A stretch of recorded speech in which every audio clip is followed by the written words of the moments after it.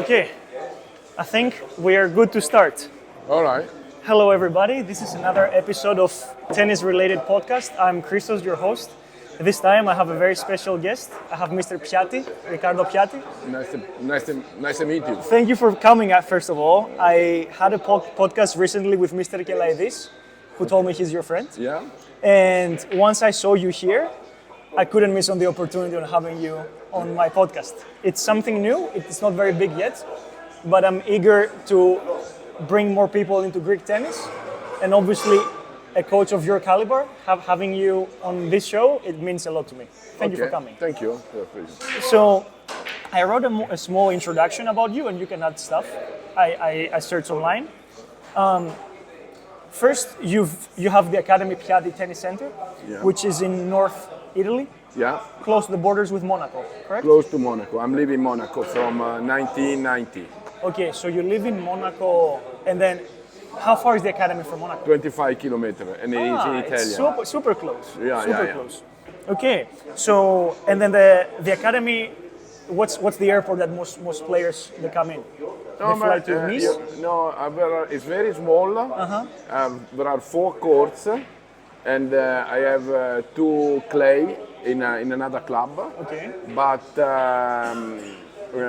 the goal, I have 22 coaches. 22 coaches. 9 fitness trainer and 4 physio and then mental gym also. And I have 2 goal. One teach tennis and the other growing up the next the future player in a tour. And I have my client is more than 75% are not Italian, and they're coming from every part of the world. Okay. And let's say, and are very young. Okay. So would you say you have more players that are before the age of 15 in your academy now than older players older than 15? I have every year I have from 10 to 20, 19, 20. And more or less one or 2 or sometimes 3 best of 10 in Europe. Oh, wow. Okay. Yeah.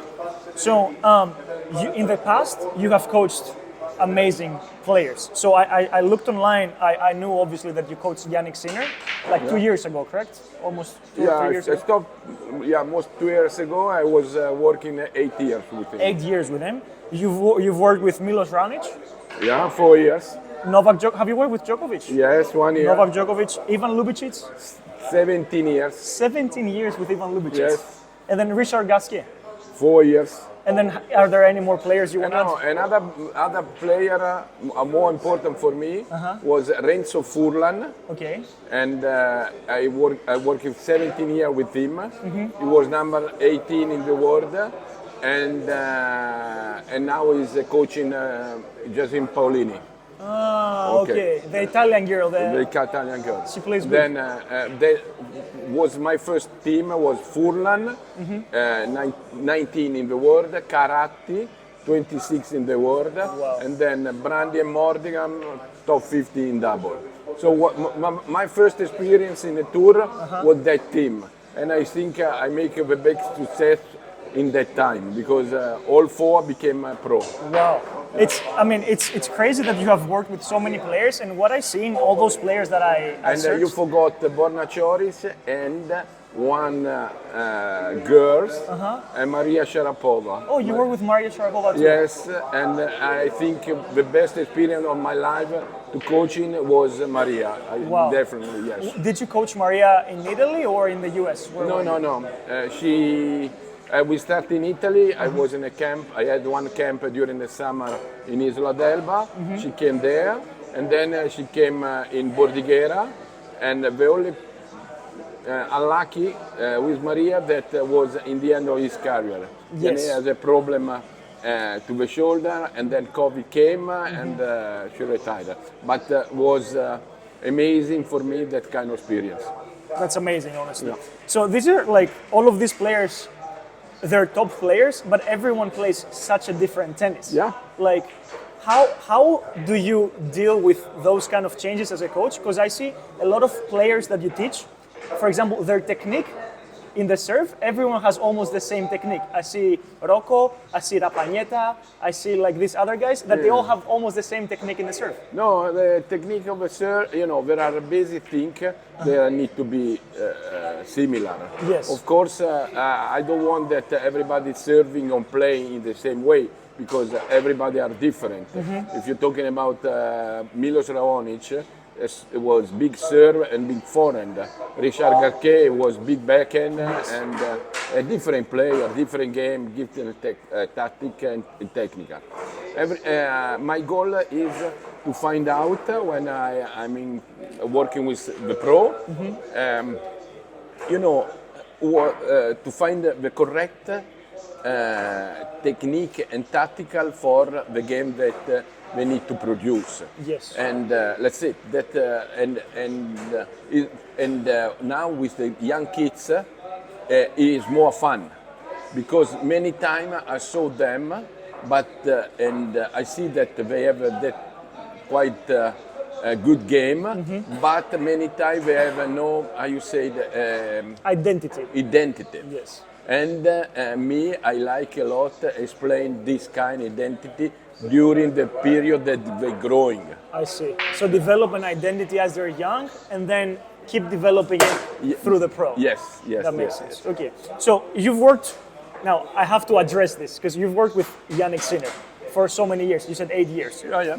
What is it like to work with someone that you see that, I mean, most likely for the next, I don't know how many years, he's going to be winning most of the Grand Slams?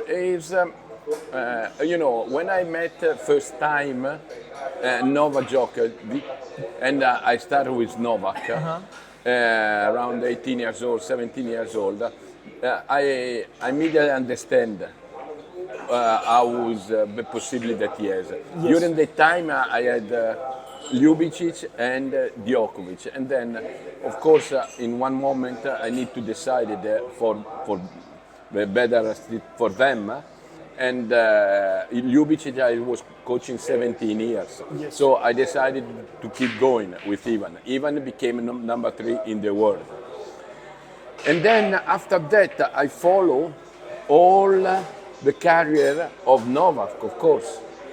And I saw him all the big results. When I met first time Jannik, I see some, you said, similar, yes, about in which way they moving, in which way they, and then I build, I think, the game similar, but more with more. Power, yes. more power, Yes. more power. It's because idea was in which way to find out for 20 years who is going to beat Nadal, Federer, and Djokovic. Now, with my center, I have idea in which way I would like to find out who is going to beat Jannik and Alcaraz. Yes. And this is my passion about 12 young kids. That's actually that's really, it's a really good idea, and have as a project, thinking that, okay, these guys are the best players in the world, but how do I make players that are even better? Not trying to copying of these guys, but try to get people that are better than them. Yeah, but you know, the mentality of on the top are like this. You know why Nadal he became better. He became very good because he wanted to beat Federer and Djokovic. Yes. And then I was working with Ivan Ljubicic, and Ivan was my dream was need to becoming better than Federer during the time. And then I had Raonic. Raonic also was number 3. Number 3 in the world. 3, and idea in make final in Wimbledon. And we was unlucky because that year that he played very well, Murray was better than him. He lost in Queens, he lost in Wimbledon, in final in Queens, final in Wimbledon, semi-final in Cincinnati, semi-final in the Master, and Raonic had the match point to go in a final, and if he go in a final, Murray was not coming number 1 in the world, because in the final he beat Djokovic. Okay, wow. that's always you pushing to find out in which way you coming the best in the world. That's very interesting. So, how, I have here like a question which I'm very intrigued to ask. When did you start coaching at the high level, and how difficult has it been to adjust through the years? Because you've been coaching top players, you say, for 25, 30 years. No, so I coming from Como. My mother was teacher, English teacher. Okay. My father has the factory. Okay. And I was playing tennis. It was number 16 in Italy. But my passion was that my father want working with him. My mother want become a lawyer. But my passion was tennis. Yes. But I'm 65 years old. In that time, thinking about 45 years ago, coach non-exist. My idea was not to become teacher or coach tennis, was to understand tennis. My first idea was to understand tennis. Then I went in a national school in Italy and I became coach. And then after Italian Federation want that I stay there for help to be other to becoming coach.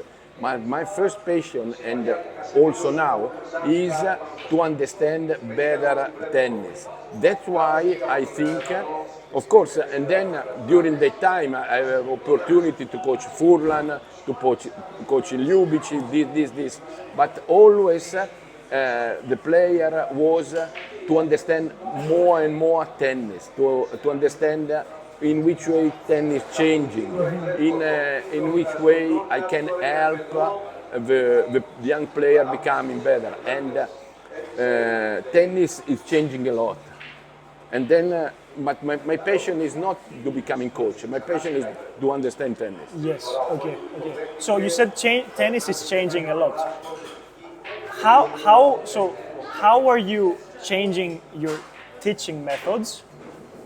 The way tennis changes, because think about it. You said Ljubicic when he was playing with Federer, he had to play some different game style, and then with Sinner, he had to beat Djokovic, different game style. Is it hard for you to find those new ways, or by studying tennis, as you said? No, it's okay. To understand tennis, sure you need to watching a lot. Yes.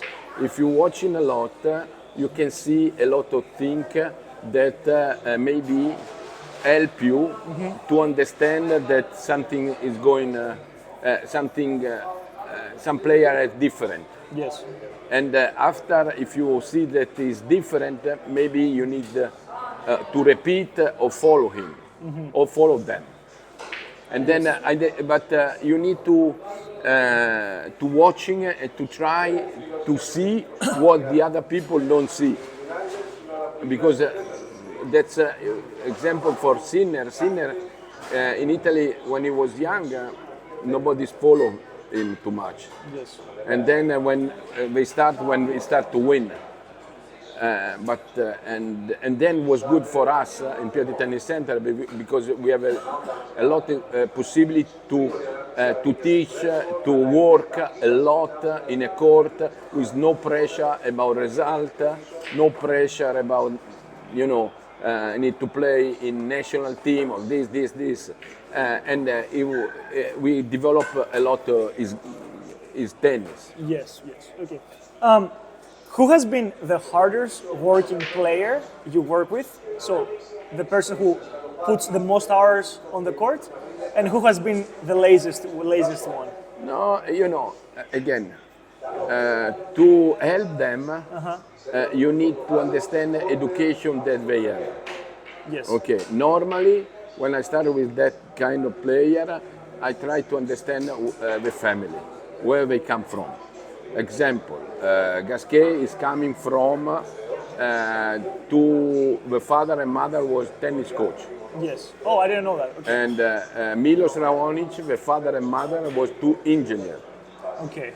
Then Ivan is coming from Croatia, from Bosnia, when there was a war.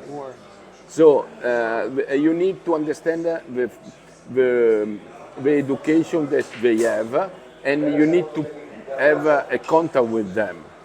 Of course, they have different character, different opinion, different attitude, but all of them are motivated to becoming the best or very good. You need to find. My principle is to understand if they want to become very good. If I understand that, I need to follow them about the education that they have. If Gasquet play a lot, I play a lot. I put a lot in tennis. I see. You know, Milos is more precise in the details. I need to put a lot of attention in details. Even with coming in different situations, you know, I need to adapt about the character that my player has. Okay, and then also knowing that their background, as you said, the Yes. parents, obviously makes it easier. So, say for example, Jannik Sinner, right, is a player that can basically do most of the stuff on the court, right? Like he has good forehand, good backhand, good serve, moves well, all that stuff. But then, for example, Milos Raonic, big serve, big forehand, backhand side was a little bit weaker. Were you trying more to work on his serve and forehand, or altogether game? Two different approaches. Yes. Milos Raonic came to me when he was already 21. Yes. Jannik came when he was 13. When you are 13, you have a lot of time to develop tennis. When you are 21, you need to fix his game. It's very complicated to changing something. You can improve, of course, because more they play, more they practice, more they work, they're improving. But changing something is it's not my approach. Okay. Improvement, yes, but not changing. Okay, I see. Yeah. I see. I've seen in social media like Instagram, TikTok, your academy. Like there's a lot of videos of players, young players, older players, but it's also I've seen a lot of professional players. Like for example, I saw a video of Zverev training there. I saw a video. I don't remember who. Maybe Djokovic came like a year ago. Yeah. So you are allowing these players to come to your academy and train. How involved are you in their training? No. Example, Zverev was my principal team was me, Dalibor Sirola is fitness trainer, and Claudio Zimaglia is a physio. Yes. Okay. And I was working with them with Ivan Ljubicic, Milo Raonic, Borja Coric, Maria Sharapova, and Jannik Sinner. When I stopped with Jannik, Dalibor Sirola, he went in Zverev team. Okay. And now Claudio Zimaglia is in Nole team.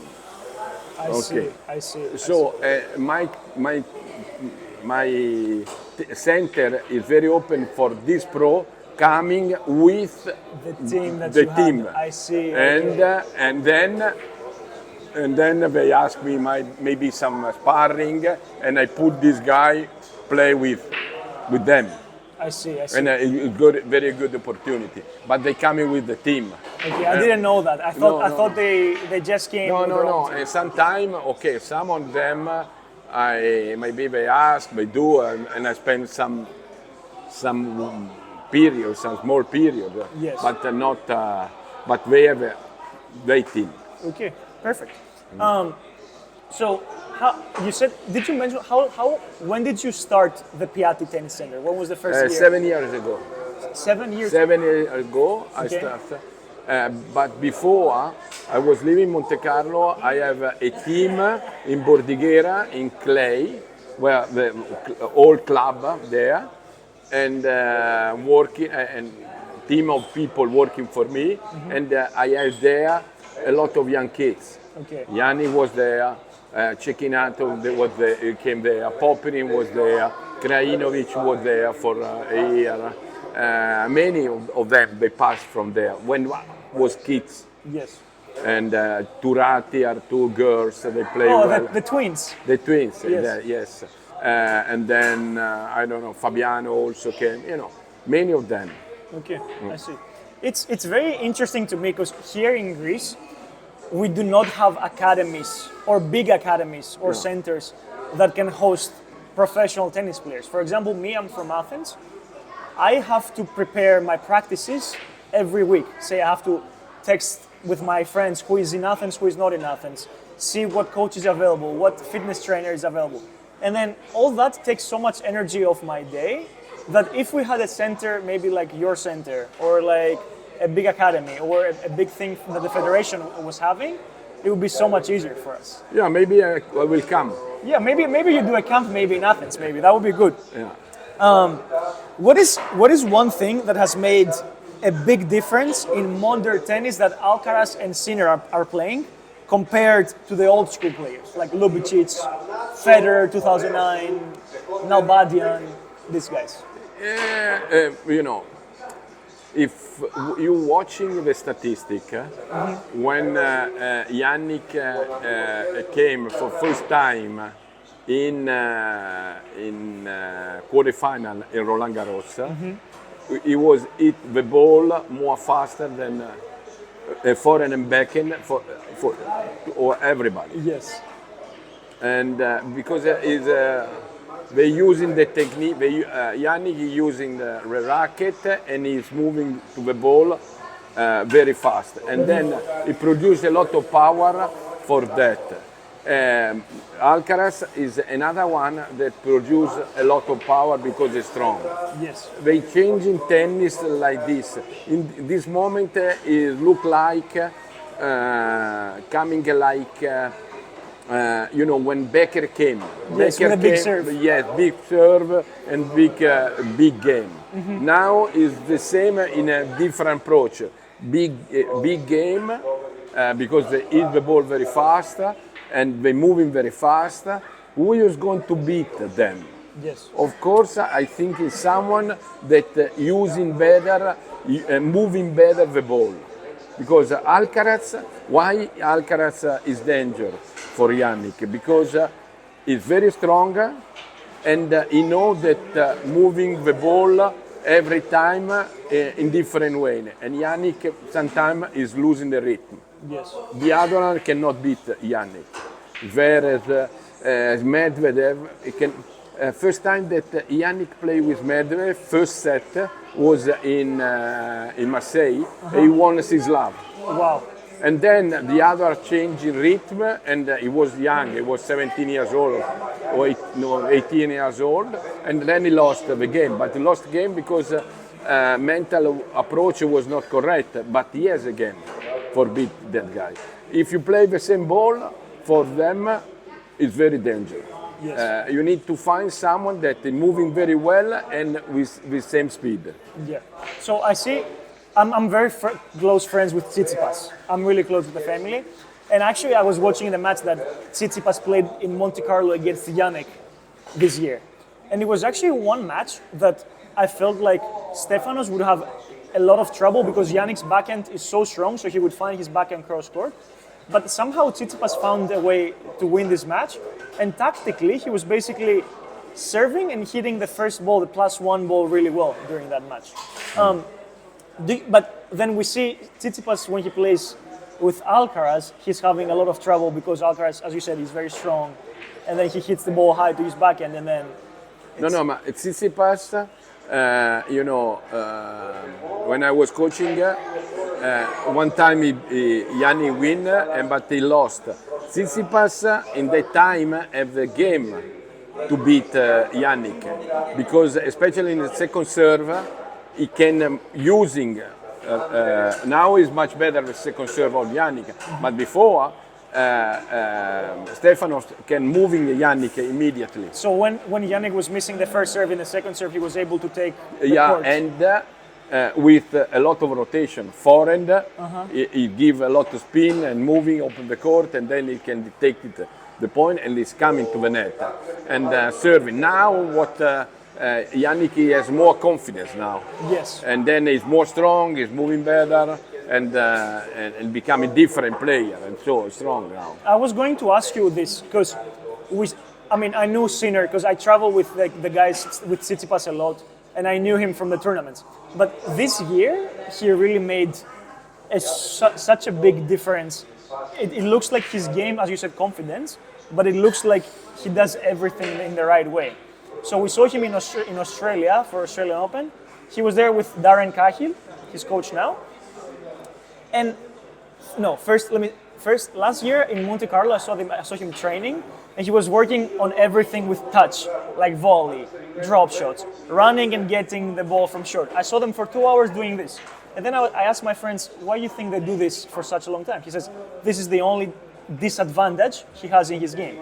And then we see this year that he won 2 Grand Slams. So what do you think besides that has made such a big difference? He's more mature. Okay. He's more mature. Of course, touch, this help, sure, but he's not winning for that. Yes. I think he's more strong, he's more mature, using, of course, more slides, he's come to the net, but principal part is more mature. For me, when I was coaching him, I start and I say, listen, to become in top 10, for you, it should be not easy, but you need to waiting to play under 50 matches in a tour. Okay, it become number 9 after 139. Okay, and then I say, listen, for you, because I know the potential. Yes. After 250, you win the first slam. You need to patient for 139 to 250, and then I thinking he won Australia 270. You know, is of course I agree this, but I think the important thing is becoming more stronger, is more different, you know, and more mature also. Yes. Because every match for me was, I think it was very important when he lost to Alcaraz in US Open. Yes, with match points. With match point. Why it was important? Because if he was winning, I think he was not so strong to win the tournament. Okay. And then, of course, one that, you know, come back and I say, okay, maybe next year I spend to becoming more stronger. Because he know a lot about tennis, no? And of course he know also what he need for becoming the best one. If he was winning that match, maybe thinking, okay, I'm ready to win, but he's not. I see. And then I think it was better lose, in my point, yes, than to win. It's interesting you say mature. So through the tennis matches, you mature more. Because when you said you think he's more mature, I thought he's like a little bit older maybe, and he mature. And you said, but the tennis matureness, like I didn't think of that. No, mature is mean every match that you play, you need to understand something. Yes. Understand that is the kind of education or mentality he has. Mm-hmm. If he's losing, he understands more than winning. In winning, he's thinking, oh, I do everything right. Maybe sometimes it was not right. Yes. And if you're losing, okay, why are you losing? For that. And then keep going. If you want to becoming good, you need to work about that point. Yes. He also developed his serve a lot. His serve got a lot better this year. Yeah. This year he started serving better. I think he actually. So last year I was watching the Wimbledon final, Alcaraz against Djokovic. So I was watching with some friends and I told them, if Alcaraz somehow wins in the 5th set, I think that every other young tennis player their age, they're gonna believe that they can beat Djokovic, and Djokovic won't be as dominant as he was. And that actually happened because then Djokovic won US Open after Wimbledon, but then this year was the first time in 15 years that no Federer, Nadal or Djokovic won any Grand Slams. So yeah, but again, I coming back. Yes. When I see that guy becoming good, I'm not very good in mathematics. Yes. But I calculate with my hand. When he has 22 years old, 23, what kind of age the other has. Yes. One 30. 40. Yes. The other 38, 30, and the other 37. Okay, different motivation. when I was with Milos Raonic, I was thinking the same, but the problem, the other, They kept going. they kept going. When I was with Ljubicic, I was thinking the same way, but the problem was that Nadal all year was playing, and Djokovic all year was playing. Yes. So, to becoming number 3 for me was unbelievable big result for Ivan because that guy played. Yeah. Of course, now the 2 guys are different to the other one, but the other 3 are not the same, But again, these players. But for the age. Yeah. Of course, Novak now, the problem Novak is he showed this year his motivation. When he was motivated For Olympics. He beat Alcaraz. Yes. Of course, he cannot be motivated for every tournament like Jannik. Jannik is motivated for every tournament. Yes. And it's correct because he's 22 years old. And the other is 36, 37, I don't know. Is enjoyable life. Yes, it's crazy because this match against Alcaraz against Djokovic in the Olympic final, the level they played was unbelievable level. And then Djokovic, like we've seen in the past that in the Olympic Games Djokovic didn't play his best tennis or this and that. But then on this Olympic Games, he was playing every match better and better and better until the final. The Alcaraz and Djokovic played amazing. I just want to check if the camera is still going on. 1 second. Perfect. Still on, still good. And we keep going. Now, this is an interesting question. What is one thing that you could tell every one of the players that you coached? Like one advice that you say, for example, you could say to a kid who is 10 years old and a guy like Jannik Sinner who was top 10.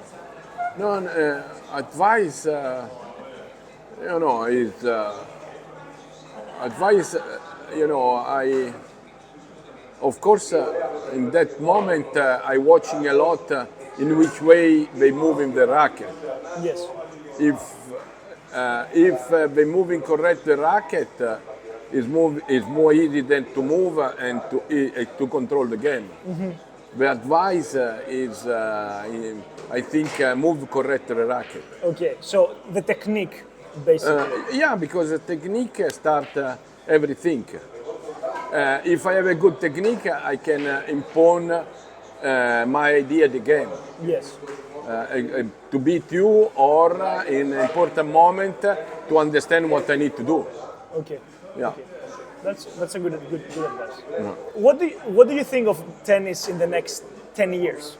I tell you, we need to find someone Yes. that moving fast, hit the ball fast, but moving fast with the legs. Hit the ball very fast and changing every ball, the rhythm and the speed. And it's not easy. I had a conversation. And great serve. Great serve. Yes. In this moment, I'm not big fans about I didn't see some very good server. They're Yes. not serving so good. Yes. Because for me, serve is mean percentage. Be precise. Precise. Okay. If you're watching the statistic, there is not many that making 1,000 ace in a year. Yes. And I think the best one is Urkats, but is 750. Before, many of them are serving more than 1,000 aces. Yes. True. And then they, for me, are more precise before. But than is now. this? You think it's just being precise with your serve, or you think also the court has gone slower? The surface? I think in my position, of course, I watch in they can serve him better. The serve is not correct. Okay. Is the best serve for me forever was technique part was Roger Federer. Oh yes. He moving the racket, and it was correct. And it was very precise. And then that is good technique. Yes. Now there are more stronger, they hit fast, but I don't think they know. Don't hit spots. Yes. Yeah, where there is.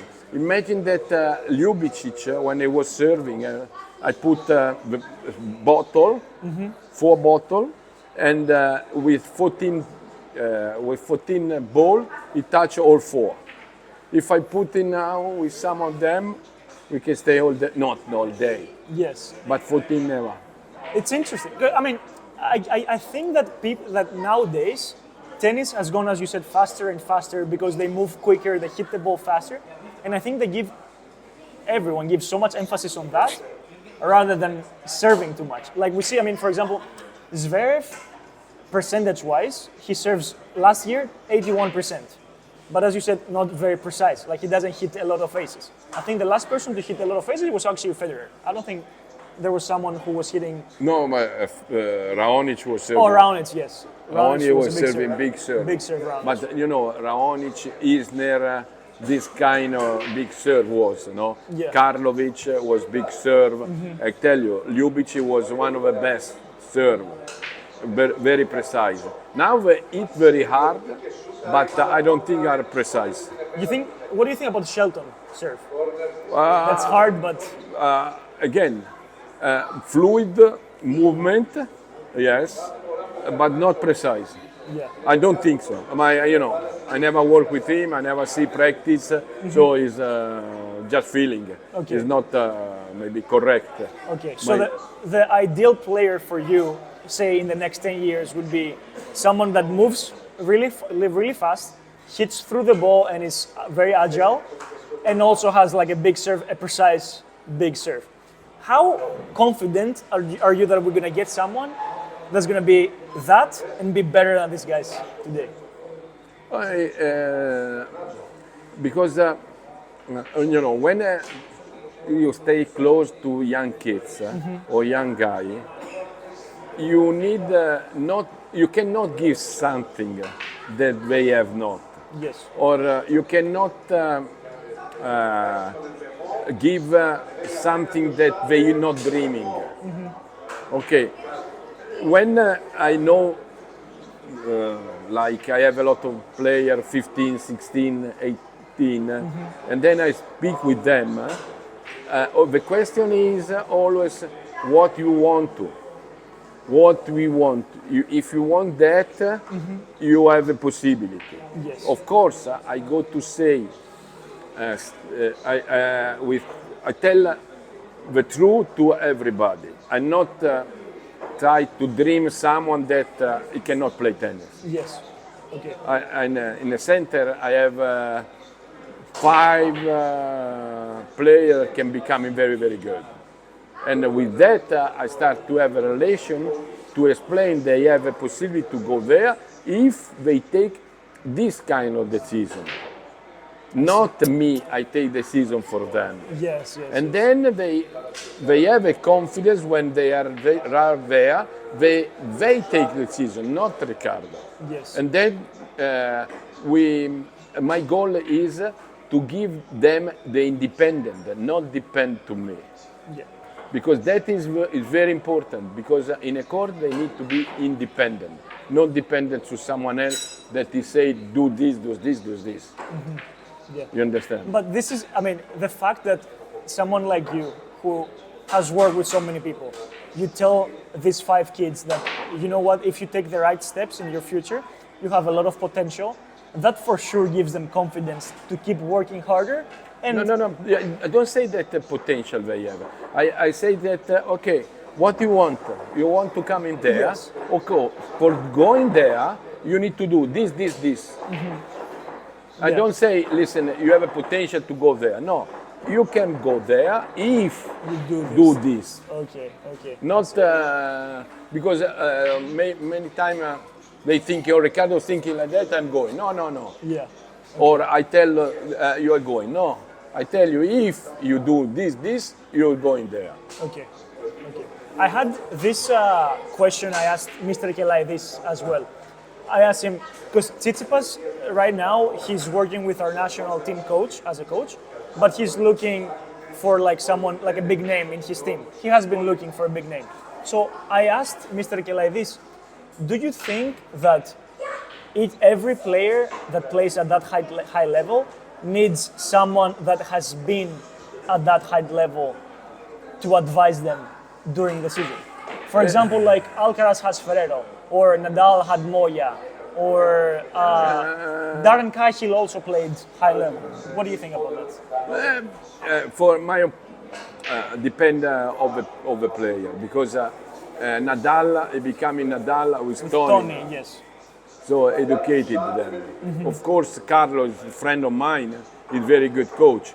You know, depend again how the kind of education they have. Mm-hmm. Okay, now Stefanos, he did that the season. It's not so easy because for a long time he was listening the same voice. Yes, exactly. And now, of course, he's young. He need to spend time. He need to find adjust and to find someone that he believes in that.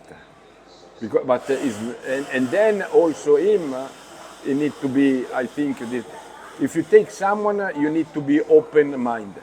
Mm-hmm. You not need to thinking that okay, the other one, the coach follow you, but you need to be open, not restrict mind. Take advice, basically. Be able to accept what the person trusts first, and then accept what the person is teaching you. Yeah, I feel like for me, for example, that I play, it's when someone that has been in my shoes, that has played at the tournaments that I played, when someone like that gives me advice, it's easier for me to trust that and comprehend, rather than someone who, for example, maybe has been a coach but hasn't played during the match. I'm not saying outside coaches. I don't know why it works like that. No, it depends. Yeah. Because me, I was 60, and then but the problem is how much match I watching. Yeah. Again, sometimes if you're ex-player, you want that the player play like you played, and then it's another mistake. Yes. In the end, it's not a problem what you did before, but how much you understand tennis and how much you try to understand the people that is in the court. Mm-hmm. And that is the difference between one good coach and one normal coach. I see. But of course, if you're thinking, I'm working with a lot of coaches, and many of them that play okay, they thinking that the player that they have in front, they have the same emotion. Yes. And I explain many times, it's not true. Because they come in different motivation, become in different family, because they live in different moment of the life. So I think the best coach is the person that's why I try understand very good tennis. Yeah, that's very, very, very important too. Because you said you've watched so much tennis, and then through the years you've experienced it, and I feel like that's something that has given you like the tools to be that good with those players. Yeah. It's interesting. So a little bit. So we talked about the ATP Tour. I mean, we pretty much discussed, I think, for most stuff that I had in mind. What do you think of the tournaments here, the ITF? Because now you go, for example, from coaching Sinner at like a Masters 1000 2 years ago, and now I see you here in tournaments 15Ks and 25Ks. Also before was like this. Oh, so you went to tournaments like this? No, I have no time to go. Okay. But also when Sinner was in future on a challenger, I follow them. Okay. I follow them. Of course, here I take opportunity because here the hotel is Nana Beach. Yes. I heard it's beautiful, and it is beautiful. It is beautiful. Yeah. It is beautiful, and then the weather is beautiful. Organization is great. So I take that opportunity to come here to 2 weeks in Greece and spend the time with my son, and then tomorrow is coming Gabriel Debrew. Oh, Debrew is playing next week. Double, and then in 2 weeks he plays single. Oh. And then then I think in the future sure I will come more often. For me, I came here last year for the first time, and once I saw like this view that we see outside, it's just incredible to play tournaments here. Yeah. Like usually you see places that they do futures like in Monastir or like places like that yes, they're okay places, but not the landscape. It's not the same way as Crete. Is this your first time in Greece? No. I've been many times. I was 30 years ago, minimum, when ATP was in Athens. Okay. And Status. And Furlan was in quarterfinal. Okay. And then I went last year for one meeting, Seminar. seminar in Athens. No, sometime I come. Have you been to Crete before? No, first time. Crete first time. How do you like it? Very good. Love it, eh? Nice. It's beautiful, beautiful place for tournaments. I wish they had tournaments here all year round. I hope so. That would be such a good time. So, lastly, I mean, what do you have like? Have you had any thoughts of maybe having camps like in other countries, like maybe Athens, Greece? You host a camp and then I would like to. You cooperate with maybe our federation. Yeah, and then you can... I would like. I do like. I was thinking. Okay. Because we have Piatti Tennis Center and now we have a Piatti International Center. Where is that? No, we build the company and now we're looking around to open outside, but the same model that we have in Italy. That makes sense. Main idea is quality. Quality because we want to teach tennis and we're looking for next player coming good. Yes, that would be that's a really good idea. And I think that would help so many different countries and tennis countries actually that, for example, in Greece, as I said, we don't have much to train and stuff. And then there's other countries like maybe Cyprus or maybe lower tennis development countries that could benefit very well from. But here in Greece there is a lot of tennis. There is not organized. Tennis in Greece is not very organized. Like for example, we have these tournaments here, right? We have 10 tournaments a year, no challengers, no ATPs in Greece. Then we don't have like a national center to train. So for example, national team, the Davis Cup team, or the Fed Cup team, they only meet together 1 week before they compete to train for 1 week and then play. Whereas in other countries, I know from my friends that they train maybe all year round, and then whenever Davis Cup comes, they play Davis. Okay. Yeah. So it's something that I would love to see happen in Greece and in different countries, but Greece primarily for me too. And I really hope that you get through with your company. I hope so too. Yeah. So I really appreciate you coming here. So much. Thank you so much for doing this. I take nothing for granted. I'm very appreciative of you talking to my podcast. And it was nice to talk with you because you have a good knowledge about that. Thank you. I do this podcast for people in Greece to learn more about tennis.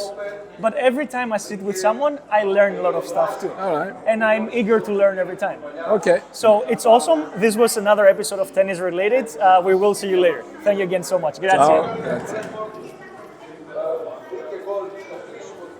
Thank you.